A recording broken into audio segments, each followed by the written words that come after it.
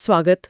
आज हम शिक्षा और सीखने के एक बहुत ही बुनियादी सवाल पे बात करने वाले हैं कि ज्ञान असल में एक दिमाग से दूसरे दिमाग तक पहुंचता कैसे है। हमारे पास शिव नारायण का एक लेख है, नॉलेज ट्रांसफर सिस्टम में सोर्स और टारगेट डायनामिक्स।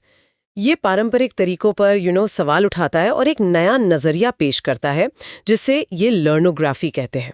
आज हम इसी पर थोड़ी गहन चर्चा करेंगे। हाँ, नमस्कार। और ये लर्नोग्राफी, जैसा आपने कहा, काफ़ी दिलचस्प अवधारणा है।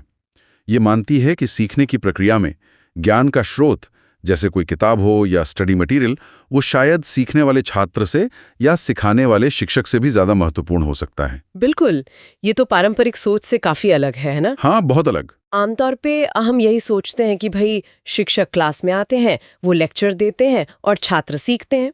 लेकिन ये लेख पूछता है, क्या ये तरीका वाकई हमेशा सबसे अच्छा है? क्या ये हमेशा काम करता है?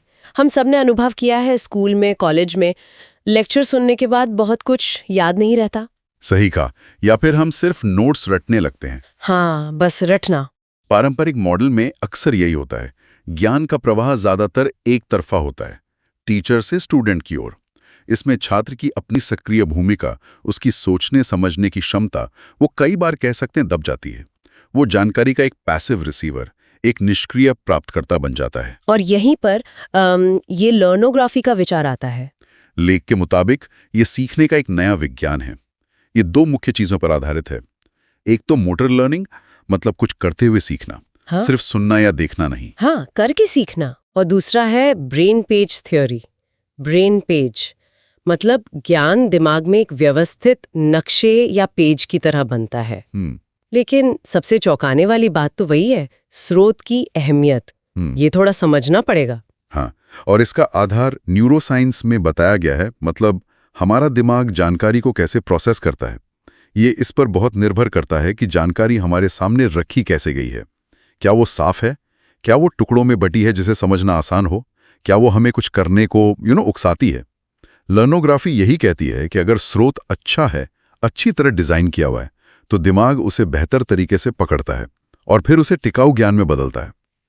अच्छा, तो ये लर्नोग्राफी सीखने की प्रक्रिया को 3 हिस्सों में देखती है, स्रोत, प्रोसेसर और लक्ष्य, है ना? बिल्कुल। स्रोत, जहां से ज्ञान आ रहा है, और यहां खास जोर है एक विशेष रूप से डिजाइन की गई किताब या सामग्री पर। फिर है प्रोसेसर, यानी सीखने वाले का दिमाग, जो उस जानकारी को समझता है, प्रोसेस करता है। और आखिर में है लक्ष्य, वो सीखा हुआ ज्ञान जो दिमाग में ब्रेन पेज के रूप में एक तरह से स्थापित हो जाता है। ये पारंपरिक टीचर केंद्रित मॉडल से तो काफी अलग सुनाई दे रहा है। हाँ, है ही। परंपरागत मॉडल में शिक्षक ही मुख्य स्रोत माने जाते हैं, लेकिन लर्नोग्राफी कहती है कि नहीं, स्रोत की गुणवत्ता, वो कितना स्पष्ट है, कितना व्यवस्थित है, कितना इंटरैक्टिव है, असल में यही तय करती है कि सीखने वाला कितनी अच्छी तरह सीखेगा। एक अच्छा स्रोत दिमाग यानी प्रोसेसर को सही तरीके से सक्रिय करता है ताकि ज्ञान यानी लक्ष्य हासिल हो सके। इसे लेख में एक्स घटक और वाई घटक भी कहा गया है। स्रोत और लक्ष्य को, हाँ, स्रोत को एक्स घटक ज्ञान का स्थिर भंडार और लक्ष्य को वाई घटक सीखे हुए ज्ञान का परिणाम। और यह विचार स्थानिक, स्पेशल और मोटर विज्ञान से जुड़ा है। मतलब जानकारी को कैसे व्यवस्थित किया जाए और शारीरिक क्रियाओं से कैसे सीखा जाए। अच्छा, तो ये एक्स और वाई घटक वाला विचार, इसका मतलब ये हुआ कि एक अच्छी तरह से डिजाइन की गई किताब या शायद कोई इंटरैक्टिव मॉड्यूल, वो क्लास में दिए गए लेक्चर से ज्यादा असरदार हो सकती है सीखने के लिए। हाँ, लर्नोग्राफी का तर्क यही है। ये बात थोड़ी हजम करना मुश्किल है, क्योंकि हम तो हमेशा से शिक्षकों को ही ज्ञान का मुख्य जरिया मानते आए हैं। मुश्किल जरूर लग सकती है शुरू में, लेकिन इसके पीछे एक तर्क है। लेख के अनुसार एक संरक्षित स्रोत, जिसे वो ट्रांसफर बुक कहते हैं, वो जानकारी को छोटे तार्किक हिस्सों, मतलब मॉड्यूल्स में पेश करती है। ये बहुत स्पष्ट होती है और छात्र को सक्रिय होने के लिए प्रेरित करती है। सक्रिय मतलब कैसे? मतलब शायद कुछ लिखने को कहती हैं, कोई डायग्राम बनाने को, या जानकारी को किसी खास तरीके से ऑर्गेनाइज करने को। ये सिर्फ जानकारी देना नहीं है, बल्कि दिमाग को जानकारी प्रोसेस करने का एक ढांचा देना है, एक तरीका देना है। दूसरी तरफ लेक्चर अक्सर क्षणिक होता है। सुनते वक्त लगता है समझ आ गया, पर बाद में धुंधला हो जाता है। बिल्कुल।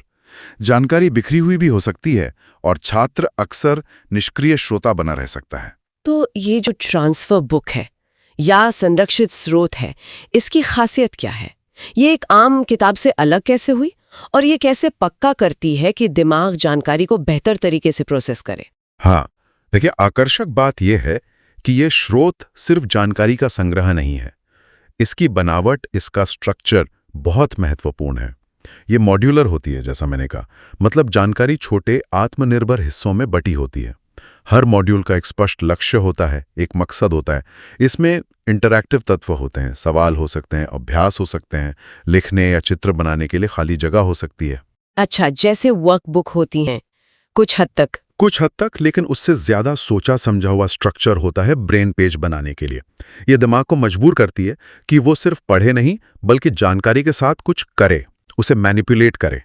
इससे दिमाग के अलग अलग हिस्से सक्रिय होते हैं और ज्ञान सिर्फ सुना हुआ नहीं रहता, बल्कि अनुभव किया हुआ, प्रोसेस किया हुआ बन जाता है। और इसी सक्रिय जुड़ाव से वो ब्रेन पेज बनता है, ज्ञान का एक मजबूत व्यवस्थित ढांचा दिमाग में। तो जब हम लिखते हैं या नोट्स बनाते हैं या शायद माइंड मैप बनाते हैं, क्या ये वाकई सीखने की प्रक्रिया का एक अहम हिस्सा है? क्या ये सिर्फ याद रखने की ट्रिक नहीं, बल्कि सच में ज्ञान निर्माण का हिस्सा है?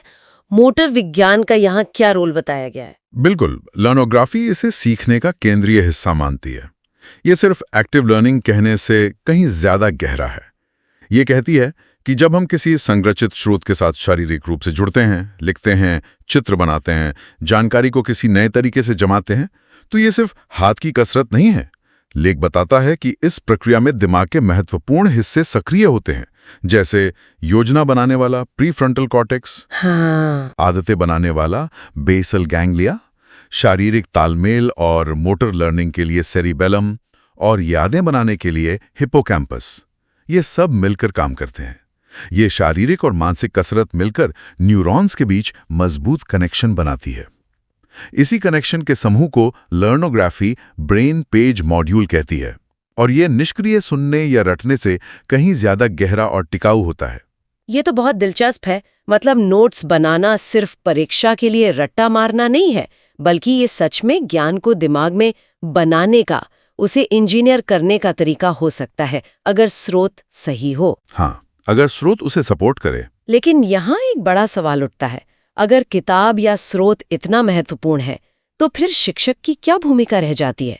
क्या उनकी जरूरत कम हो जाती है? कई शिक्षक शायद ये सुनकर असहज महसूस करें। ये एक बहुत वाजिब सवाल है, और महत्वपूर्ण बात यह है कि स्रोत ये नहीं कहता कि शिक्षक की जरूरत खत्म हो गई है। ऐसा बिल्कुल नहीं है, बल्कि वो कहता है कि शिक्षक की भूमिका बदल जाती है, ट्रांसफॉर्म हो जाती है। शिक्षक अब ज्ञान के एकमात्र स्रोत या प्रदाता नहीं रहते, जैसे पारंपरिक मॉडल में होता है। उनकी भूमिका एक सूत्रधार या फैसिलिटेटर की हो जाती है, एक मार्गदर्शक की, या सीखने के माहौल के वास्तुकार की। वास्तुकार? अच्छा, मतलब वो माहौल डिजाइन करते हैं। हाँ, उनका काम है छात्रों को सही स्रोत सामग्री से जोड़ना, फिर उस सामग्री के साथ प्रभावी ढंग से इंटरैक्ट करने में मदद करना, उनकी प्रगति पर नजर रखना, फीडबैक देना, और जहां जरूरत हो वहां मुश्किल अवधारणाओं को समझाने में सहायता करना। लेकिन ज्ञान का पहला ट्रांसफर स्रोत से ही हो रहा है। तो शिक्षक एक तरह से कोच बन जाते हैं, जैसे खेल में कोच होता है जो खिलाड़ी या छात्र को खेल सीखना, खेलने में मदद करते हैं, रणनीति बताते हैं, लेकिन खेलते खुद नहीं। हाँ, ये एक बहुत अच्छी उपमा है। बिल्कुल, शिक्षक माहौल बनाते हैं, संसाधन उपलब्ध कराते हैं, रणनीति बताते हैं, तकनीक सिखाते हैं, लेकिन असली काम, असली जुड़ाव छात्र को स्रोत के साथ खुद करना होता है। स्रोत का तर्क है कि मौखिक निर्देश यानी लेक्चर की अपनी सीमाएं हैं, ये समझना जरूरी है। ये अक्सर अधूरी समझ पैदा कर सकता है या रटने को बढ़ावा दे सकता है। हाँ, ये तो होता है। इसके विपरीत, जब छात्र सीधे एक अच्छे स्रोत से सीखते हैं, जिसे लेख पुस्तक से मस्तिष्क सीखना कहता है, तो उनकी समझ ज्यादा गहरी होती है, ज्यादा आत्मनिर्भर और टिकाऊ होती है। वो ज्ञान के सिर्फ उपभोक्ता नहीं रहते, बल्कि ज्ञान के सह निर्माता बनते हैं। शिवनारायण के इस लेख में कुछ मुख्य निष्कर्ष भी बताए गए हैं। निचोड़ क्या है इस पूरी थ्योरी का? क्या हम उन पर एक नजर डाल सकते हैं? क्या ठोस बातें निकल कर आती हैं? जरूर जरूर। ये निष्कर्ष लर्नोग्राफी मॉडल की पुष्टि करते हैं और कुछ पारंपरिक धारणाओं को कह सकते हैं चुनौती देते हैं। पहला और सबसे महत्वपूर्ण, स्रोत की गुणवत्ता सीखने की सफलता का प्राथमिक निर्धारक है, प्राइमरी फैक्टर है। यानी सीखने की सामग्री कैसी बनी है ये सबसे ज्यादा मायने रखता है। छात्र या शिक्षक की भूमिका इसके बाद आती है। ओके, तो कंटेंट इज किंग, लेकिन यहाँ कंटेंट का डिजाइन इज किंग। बिल्कुल सही। दूसरा, पुस्तक से मस्तिष्क सीखना यानी एक संरचित स्रोत से सीधे सीखना पारंपरिक मौखिक शिक्षण या लेक्चर से ज्यादा प्रभावी है, खासकर जब बात गहरी समझ और लंबे समय तक याद रखने की हो। तीसरा, सीखने वाले का दिमाग मतलब छात्र का दिमाग खुद एक शक्तिशाली प्रोसेसर है। अगर उसे सही तरीके से संरचित और सुलभ स्रोत दिया जाए तो वो बाहरी मदद के बिना भी ज्ञान को प्रभावी ढंग से प्रोसेस कर सकता है। उसमें ये क्षमता है। आत्मनिर्भर प्रोसेसर। हाँ। चौथा, मॉड्यूलर डिजाइन। जानकारी को छोटे तार्किक हिस्सों में बांटना ब्रेन पेज बनाने की प्रक्रिया को तेज और कुशल बनाता है। ये दिमाग को ओवरलोड होने से बचाता है, एक बार में एक चीज पर फोकस करने में मदद करता है। पांचवां, शिक्षक की भूमिका बदलनी चाहिए।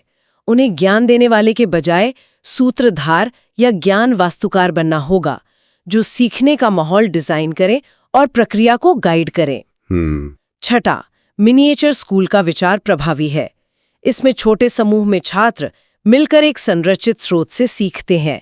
वो एक दूसरे की मदद करते हैं, चर्चा करते हैं और शिक्षक जरूरत पड़ने पर मार्गदर्शन करते हैं। पीयर लर्निंग इसमें शामिल है। और सातवां, ये स्रोत केंद्रित दृष्टिकोण छात्र की स्वायत्तता यानी खुद सीखने की क्षमता को बढ़ाता है, साथ ही रचनात्मकता और समस्या समाधान कौशल को भी, क्योंकि वे जानकारी के साथ सीधे जूझते हैं, उसे सिर्फ सुनते नहीं, हमारी पूरी सोच को हिला सकते हैं। ये बहुत बड़े बदलावों की ओर इशारा कर रहे हैं। अगर हम इन बातों को गंभीरता से लें तो इसके व्यावहारिक परिणाम क्या होंगे? मतलब असलियत में क्या बदलेगा? स्कूल, क्लासरूम, हमारी पाठ्य पुस्तकें, ये सब कैसे बदल सकते हैं? हाँ, इसके परिणाम बहुत दूरगामी हो सकते हैं, बहुत व्यापक। सबसे पहले हमें शायद पारंपरिक लेक्चर हॉल या क्लासरूम के मॉडल पर फिर से सोचना होगा। स्रोत ब्रेन पेज क्लासरूम या मिनिएचर स्कूल जैसे मॉडलों का सुझाव देता है। आप कल्पना कीजिए ऐसी क्लास का जहां छात्र छोटे छोटे समूहों में बैठे हैं, उनके पास खास तरह की ट्रांसफर बुक्स या डिजिटल मॉड्यूल हैं और वे सक्रिय रूप से उस सामग्री के साथ काम कर रहे हैं, इंटरैक्ट कर रहे हैं। हाँ, लिख रहे हैं, चित्र बना रहे हैं, चर्चा कर रहे हैं। और शिक्षक कमरे में घूम रहे हैं, मार्गदर्शन दे रहे हैं, सवाल पूछ रहे हैं, मुश्किल हिस्सों को स्पष्ट कर रहे हैं, लेकिन लंबा लेक्चर नहीं दे रहे हैं। और पाठ्य पुस्तकों का क्या होगा? वो कैसी दिखेंगी इस मॉडल में? पाठ्य पुस्तकें सिर्फ जानकारी का भंडार नहीं रहेंगी, वो पैसिव टेक्स्ट बुक्स नहीं होंगी। उन्हें ट्रांसफर बुक्स के रूप में डिजाइन करना होगा, मतलब मॉड्यूलर, इंटरैक्टिव और मोटर अनुकूल। उनमें लिखने, नोट्स बनाने, माइंड मैप बनाने के लिए बाकायदा जगह होगी। हर अध्याय शायद एक स्पष्ट ब्रेन पेज बनाने के लक्ष्य से डिजाइन किया जाएगा। सामग्री बहुत स्पष्ट होगी, विजुअल्स का सही इस्तेमाल होगा और हाँ, डिजिटल संस्करणों में इंटरैक्टिव सिमुलेशन या अभ्यास भी हो सकते हैं। तो प्रकाशकों और पाठ्यक्रम डिजाइनरों को इस पर बहुत काम करना होगा। और शिक्षकों के लिए उनकी ट्रेनिंग कैसे बदलेगी? ये तो बहुत बड़ा शिफ्ट है उनके लिए। बिल्कुल, शिक्षकों को सिर्फ अपने विषय का विशेषज्ञ होने से काम नहीं चलेगा। उन्हें ज्ञान वास्तुकार बनने की ट्रेनिंग देनी होगी। ये सीखना होगा कि प्रभावी ट्रांसफर स्रोत कैसे चुनें या बनाएं, छात्रों को इन स्रोतों के साथ कैसे जोड़ें, सीखने की प्रक्रिया को कैसे मॉडरेट करें और व्यक्तिगत जरूरतों के अनुसार मार्गदर्शन कैसे दें। उनकी भूमिका ज्यादा नुआंस्ड और ज्यादा कुशल हो जाएगी। आपने एक और दिलचस्प बात कही थी पहले कि क्या ये तरीका सीखने को ज्यादा न्याय संगत, ज्यादा इक्विटेबल बना सकता है? वो कैसे? हाँ, ये एक बहुत महत्वपूर्ण संभावना है और मुझे लगता है इस पर ध्यान देना चाहिए। अगर अच्छी तरह से डिजाइन किए गए संरचित स्रोत उपलब्ध हों तो वे छात्रों को शिक्षक पर अत्यधिक निर्भरता से मुक्त कर सकते हैं। सोचिए, जिन छात्रों के पास घर पर मदद के लिए संसाधन कम है या जो बड़ी कक्षाओं में पढ़ते हैं जहां हर एक पर ध्यान देना मुश्किल है, वे भी इन स्रोतों की मदद से स्वतंत्र रूप से और प्रभावी ढंग से सीख सकते हैं। कम से कम एक आधार तो मिलेगा। ये सीखने के अवसर को बराबर करने में, लेवल प्लेइंग फील्ड बनाने में मदद कर सकता है। और टेक्नोलॉजी का इसमें क्या रोल हो सकता है? एडटेक आजकल इतना बढ़ रहा है, एआई की बात हो रही है। टेक्नोलॉजी इसमें एक बहुत बड़ा बल्कि निर्णायक रोल निभा सकती है। एआई आधारित लर्निंग सिस्टम्स व्यक्तिगत सीखने के मार्ग बना सकते हैं, छात्र की प्रगति के अनुसार मॉड्यूलर सामग्री दे सकते हैं, इंटरैक्टिव अभ्यास दे सकते हैं जो सीधे ब्रेन पेज निर्माण में मदद करें, फीडबैक दे सकते हैं। वीआर या एआर का उपयोग करके जटिल अवधारणाओं के लिए और भी ज्यादा इमर्सिव और इंटरैक्टिव स्रोत बनाए जा सकते हैं। लेकिन यहाँ भी मूल सिद्धांत वही रहेगा, स्रोत की गुणवत्ता और छात्र की सक्रिय भागीदारी। टेक्नोलॉजी सिर्फ एक साधन होगी। तो लेख में जो शिक्षकों, नीति निर्माताओं, अभिभावकों और शिक्षार्थियों के लिए कुछ कदम सुझाए गए हैं, वे सब इसी दिशा में जाते होंगे। हाँ जैसे मौखिक निर्देश पर निर्भरता कम करना, हाँ ब्रेन पेज अनुकूल ट्रांसफर बुक्स विकसित करना, बिल्कुल। और छात्रों को रटने के बजाय सक्रिय रूप से ज्ञान को प्रोसेस करने के लिए प्रोत्साहित करना। बिल्कुल, ये सब उसी बड़े बदलाव का हिस्सा हैं। ये एक इकोसिस्टम अप्रोच है। नीति निर्माताओं को पाठ्यक्रम और मूल्यांकन के तरीकों पर पुनर्विचार करना होगा। शायद परीक्षाओं का स्वरूप भी बदलना पड़े। स्कूलों को शिक्षकों के प्रोफेशनल डेवलपमेंट में निवेश करना होगा। उन्हें ये नए कौशल सिखाने होंगे। अभिभावकों को भी समझना होगा कि सीखना सिर्फ क्लास में लेक्चर सुनना नहीं है, बल्कि घर पर भी सक्रिय रूप से सामग्री के साथ जुड़ना महत्वपूर्ण है। और छात्रों को खुद भी अपनी सीखने की प्रक्रिया में ज्यादा सक्रिय भूमिका निभाने के लिए तैयार होना होगा। तो कुल मिलाकर आज की इस बातचीत का सार ये निकलता है कि लर्नोग्राफी हमें ज्ञान हस्तांतरण को एक नए नजरिए से देखने को कहती है। ये मानती है कि ज्ञान का स्रोत विशेषकर एक अच्छी तरह से डिजाइन की गई मॉड्यूलर और इंटरैक्टिव सामग्री सीखने की प्रक्रिया में बेहद महत्वपूर्ण है, शायद पारंपरिक रूप से सोचे जाने वाले छात्र या शिक्षक से भी ज्यादा महत्वपूर्ण। हाँ, ये इसका एक कोर आइडिया है। ये सीखने को एक सक्रिय मोटर शारीरिक प्रक्रिया मानती है, जहां दिमाग जानकारी को सिर्फ रिसीव नहीं करता बल्कि प्रोसेस करके स्थायी ब्रेन पेज बनाता है। और इसमें शिक्षक की भूमिका ज्ञान के अकेले प्रदाता से बदलकर सीखने के माहौल के वास्तुकार या सूत्रधार की हो जाती है। बिल्कुल सही सारांश है। और ये सब सुनने के बाद एक गहरा सवाल मन में उठता है, जैसा कि अक्सर ऐसे क्रांतिकारी विचारों के बाद होता है। ये स्रोत केंद्रित मॉडल जो ज्ञान हस्तांतरण की दक्षता, एफिशिएंसी और स्थायित्व पर बहुत जोर देता है, क्या ये रचनात्मकता और स्वतंत्र आलोचनात्मक सोच को भी उतना ही बढ़ावा देता है, या कहीं उसे सीमित तो नहीं करता? ये बहुत जरूरी सवाल है। जब छात्र मुख्य रूप से एक बहुत संरचित, प्री डिजाइंड स्रोत से सीख रहे होते हैं, तो क्या उनकी अपनी मौलिक सोच, सवाल पूछने की प्रवृत्ति या लीक से हटकर सोचने की क्षमता कहीं दब तो नहीं जाती? या फिर क्या ये संरचित आधार उन्हें और ज्यादा मजबूती से और ज्यादा क्रिएटिव तरीके से सोचने और बनाने के लिए एक बेहतर लॉन्च पैड देता है? ये एक बहस का मुद्दा हो सकता है। हाँ, क्या संरचना रचनात्मकता को सीमित करती है या उसे सक्षम बनाती है? ये क्लासिक डिबेट है। और एक और पहलू है, आज का डिजिटल युग, जानकारी इतनी तेजी से बदल रही है, हर रोज कुछ नया आ रहा है। तो एक अनुकूलित स्रोत, चाहे वो किताब हो या डिजिटल मॉड्यूल, उसे हमेशा अपडेटेड और प्रासंगिक कैसे रखा जा सकता है? क्या ये स्रोत खुद डायनामिक, गतिशील और विकसित होने वाले होने चाहिए? उन्हें कौन अपडेट करेगा, कैसे करेगा? ये कुछ ऐसे क्षेत्र हैं जहां लर्नोग्राफी के सिद्धांतों को शायद और ज्यादा सोचने और शोध करने की जरूरत होगी, ताकि ये मॉडल सिर्फ प्रभावी ही ना हो, बल्कि भविष्य की चुनौतियों के लिए पूरी तरह से तैयार भी हो। निश्चित रूप से ये सोचने के लिए कुछ गंभीर बिंदु हैं। दक्षता और रचनात्मकता के बीच संतुलन कैसे साधा जाए और बदलते ज्ञान के साथ स्रोतों को कैसे गतिशील रखा जाए। उम्मीद है कि ज्ञान हस्तांतरण और लर्नोग्राफी पर इस चर्चा ने हमारे श्रोताओं को भी सोचने के लिए कुछ नया दिया होगा। विचार करते रहिए। धन्यवाद। धन्यवाद।